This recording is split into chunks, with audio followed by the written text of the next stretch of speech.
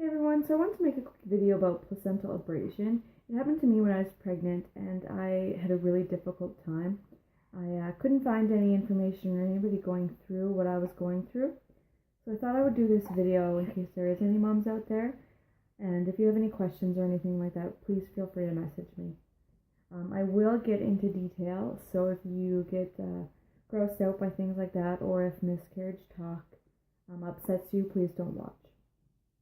So it happened when I was 10 weeks pregnant, and my significant other woke me up in the middle of the night and says, "You're bleeding." So I ran to the bathroom, and sure enough, I was. So we loaded up the kids, and we took off to the closest hospital.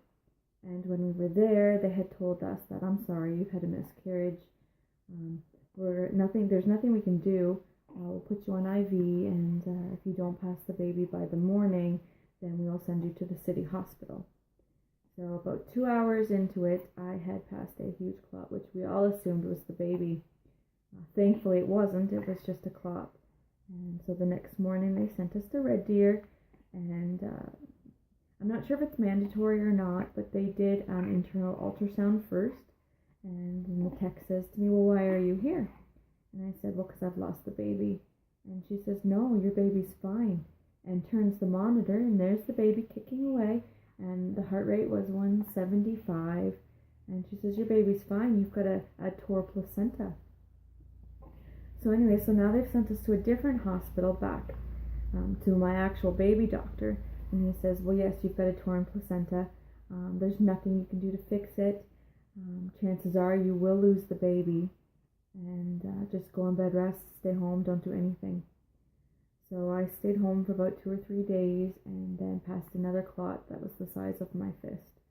And I went back into the doctor's, and my doctor had actually taken holidays, so it was a different doctor again. And he says, "Has anyone actually done an internal exam on you?" And I said, "No."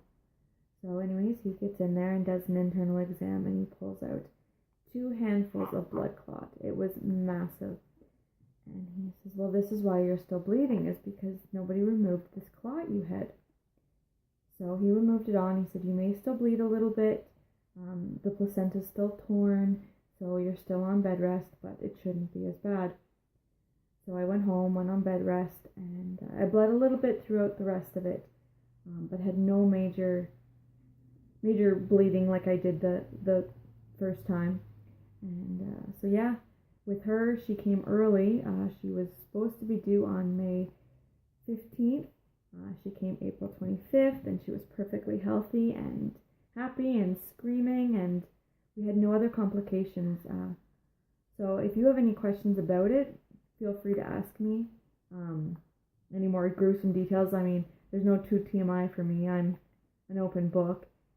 But yeah, so we did have the baby. The baby's healthy and fine.